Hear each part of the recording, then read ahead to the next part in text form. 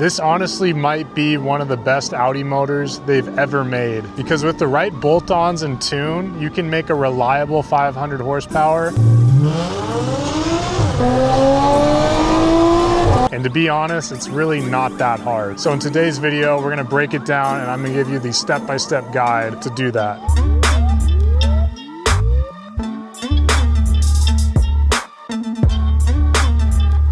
And to start off, a little bit about my rig. This is a 2012 Audi S4. It's basically a swapped wagon. I'm in the United States. You can buy these cars and wagons, but you can build them. So this has a full Audi S4 drivetrain with the 3.0 T motor, transmission, differential, the works. I've got 125,000 miles on this bad boy. I've been daily driving it for a year and a half now. It's been tuned for about 6 months, making the 500 horsepower. And in those last 6 months, it has 2 different track days, one with Performance Racing at Pacific Raceway and another with the Porsche Club America organization. And I've also got a 3rd place win at my local autocross. And each and every one of those events, I drove this thing to the track, I raced it all day, then I drove it home. And then the following Sunday, I drove it to Costco. This thing has been very reliable for me, and I'm gonna explain kind of how I did it, my path, the steps, and all that. Okay, so this is the 3.0 T Audi motor. Now, this thing first started coming in the B8 Audi, which came out in 2010, and that was the first time this motor got introduced to the public. After that, it came in the B8.5, which is basically the same car, it's just facelifted. It came in the S5, some of the SUVs, the A7, some of the A6s as well. They did such a good job making this motor that they just started sprinkling it into a bunch of different platforms, which I think is really cool. It's a testimony to how awesome these things are. Now, the 3.0 T motor is a 3-liter V6 with a top mount supercharger. A lot of people think the T stands for turbo, but that is not the case. Personally, like I said, I bought this thing a year and a half ago, and I flew to California to buy it, and I drove it from LA to Seattle with 0 issues. I've been daily driving it ever since then. Granted, I've done a lot of maintenance since I bought it, but for the most part, I've had no issues. So the first step to tuning these bad boys and getting that sweet, sweet 500 horsepower reliably is to do maintenance. Now, I know that's not what you want to hear, but again, the title of this video is Reliable 500 horsepower, not 500 horsepower. It's a reliable 500. And for me, what you gotta do, you gotta eat your vegetables before you get after dessert. You have to do your maintenance before you push these things if you want them to be reliable. So what does maintenance look like on these? First things first, PCV, pressure controlled valve. It's in the back of the motor. Really not that hard to do. If you've got sludge on the underside of your oil cap, or you're losing coolant, it could be your PCV. It's really a cheap part, not too bad to do. Just make sure that's been done by the previous owner or just get it out of the way. Next step is thermostat water pump. Again, pretty easy to do in my opinion. You're gonna basically put this thing into service mode. The full front of this thing comes off. Really easy to get at everything. Now, the thermostat water pump, the water pump usually just leaks. It doesn't fail, but it starts leaking. So if you notice coolant loss, that's probably what's going on there. So yeah, thermostat water pump, just knock those out at the same time. They're in the same location. The next thing is if you have like a rough idle, these are direct injected motors. You need to do the carbon cleaning. You don't wanna push these things without making sure that's been done. So right before I bought it, the previous owner had already carbon cleaned it, which is awesome. I didn't have to do it. You're gonna wanna make sure all that deferred maintenance and basic stuff is topped off. That's just a German car thing in my opinion. Just make sure your maintenance is good and they'll be good to you. Not that hard, but some people don't know that, so we're talking about it. So yeah, after the carbon cleaning, make sure that's been done. This is probably the biggest Achilles heel of this platform, and that's gonna be the DSG transmission. Now, I love the transmission. It's been super good to me, but what can go wrong is you'll basically get a limp mode and lights on the dash, and you'll need to do a transmission service where you change the mechatronics unit underneath the transmission. It's not super hard to do, but it kind of is. It's very tedious. basically it's a circuit board that you're changing out underneath. If it goes wrong, that usually fixes it. Now, I've been lucky enough to where I haven't had any issues with that, and the previous owner said they kind of did the upgraded or the updated mechatronics unit from FCP Euro already. So I've been good there. But if you notice jerking or hard shifting with your transmission, you might want to look at your mechatronics unit and just kind of make sure that's good to go. Or at the very least, just do a transmission service, fluid, filter. Easy, again, not that expensive for the parts themselves. And yeah, just kind of make sure your transmission isn't acting up before you start pushing it. Okay, so then the other one, you're gonna want to do the coolant crossover pipes. Now, if you're not losing coolant, you don't have to do that. I would just say get the PCV out of the way because it's easy. But there's coolant crossover pipes in the valley of this motor underneath the supercharger. I just went ahead and did them because I had the supercharger off, and I kind of just did all this at the same time. But basically what I would recommend is if you're leaking coolant or you're leaking oil, just get that resolved.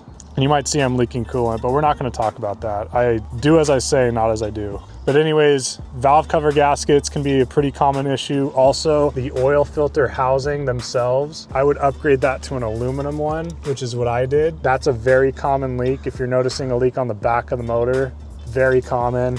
Valve cover gaskets, also very common. And yeah, just kind of get your maintenance up to date. You're gonna push this thing pretty good, so you just wanna make sure you've kind of given it some love first. And yeah, for the mods to go from stock to the 500 crank horsepower, this is in no particular order, but they're all necessary. And again, for me, I went with Jackal Tune. That company is amazing. The customer service is undefeated. Highly recommend them. I've had no issues. There's other tuners you can go with. That's just the one I've gone with. I don't regret it at all. It's been very good to me. So step one is we're gonna let this car breathe a little bit. And to help it breathe, you need to upgrade your intake. This came on the car when I bought it. Looks like it's a integrated engineering intake. Very cool. Side note, I do want to upgrade to a gas or a Canadian Auto intake. I've heard those are a little louder, like the supercharger wine's a little louder, which is nice, but they all will work as long as it's that upgraded size. Once you have your upgraded intake, the next step is you're gonna want to upgrade your spark plugs and coil packs. Now, you don't need to upgrade your coil packs, just make sure they're all in good condition and they're working fine, but you will want to run the NGK spark plugs gap to 0.026, specifically the BKR8EIX. On the website, it says to do that. And when I first tuned this thing, I had my whatever spark plugs this thing came with, and I was having fuel cutting issues. And I basically couldn't redline it without it going into limp mode. Learn from my mistakes and just do the recommended spark plugs. If you're gonna go with Jackal Tune, do the recommended spark plugs he talks about. As soon as I put those in, I gapped them right. It fixed my problems completely. I've had zero problems since. So do those NGK spark plugs, you'll be good to go. Okay, then the next step, you're gonna need to do an upgraded supercharger pulley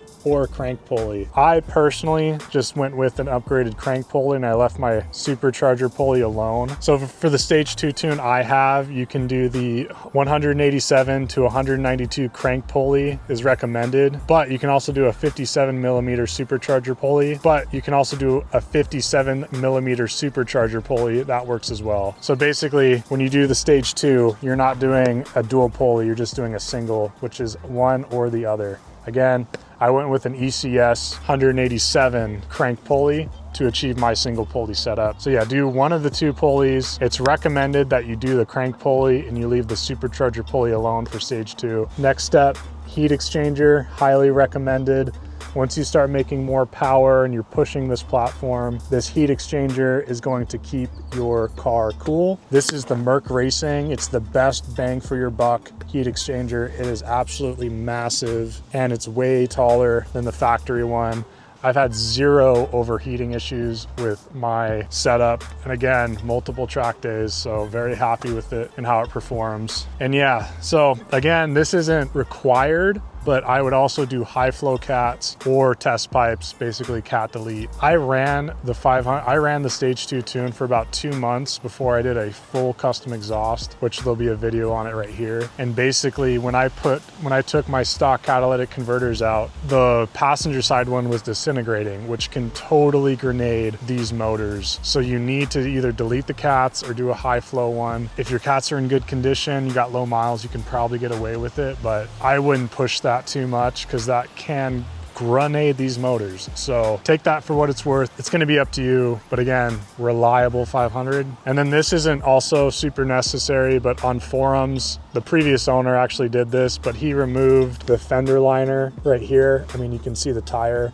And then he also removed the insulation or sound deadening here off the hood. That'll keep the temps a little cooler in here from what I've been told. And again, I haven't had any overheating issues, which is really nice. So maybe look into that if you want to. You gotta be careful around puddles. I live in the Pacific Northwest. I've had 0 issues, but I'm also not looking for puddles. So yeah, maybe do that. These are also completely free, which is great. And then the very last step is you get the Jackal cable, you get a PC laptop, and you tune this bad boy. Plugs right into the OBD2. You download the software. Again, the Jackal customer service is insane. I've never been, I mean, I've hit them up for multiple issues and they've always replied like same day. It's pretty crazy. I remember it was like 11:30.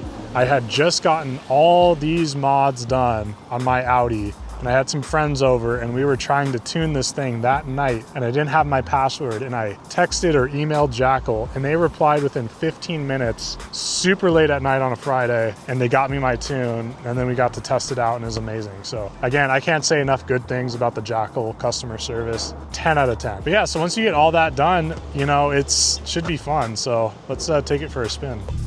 Even before the tune, I would call this car pretty quick. 0 to 60, I was impressed. The all-wheel drive, the DSG transmission when it's working good, quick, snappy shifts. I was impressed. I was pretty happy with it before the tune. Yeah, I'm on Jackal's website right now. So the stage 2 tune that we've been discussing is 130 wheel horsepower, 126 foot-pounds of torque gain. So when you do the math, it's about 500 to the crank, which is plenty in my opinion. This car is pretty quick without it, but it is a lot more fun with it. I also did the transmission tune, which I love. It shifts a little quicker, a little snappier. It just feels tighter. It honestly feels a lot newer. Probably the best way to describe it is it feels like a newer car. It shifts a lot faster. But right now I have the exhaust closed just to, I don't know, let's have it opened up.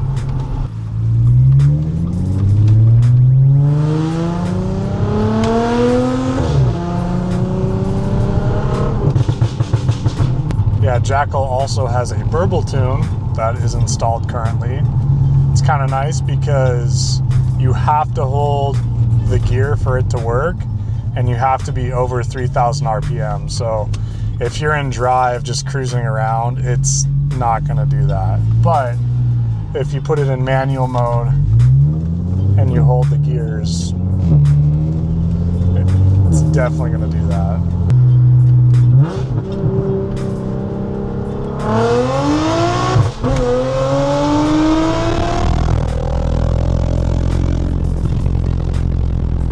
Okay, here's another one.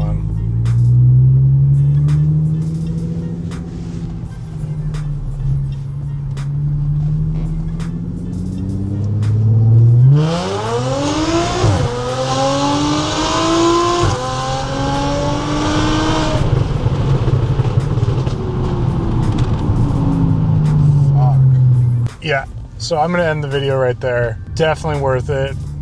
You know, you got more pedal if you want it. If you don't want it, it's still a great daily driver, but I think the stage 2 is the perfect sweet spot where you're not pushing it too much and you don't have to spend too much money.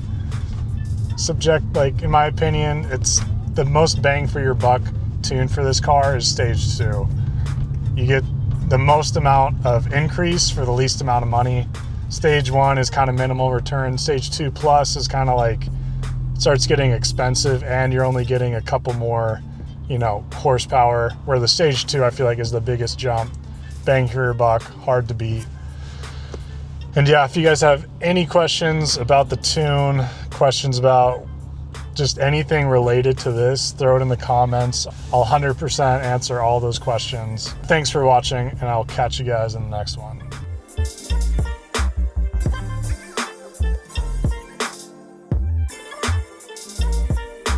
Here's one more, valves closed.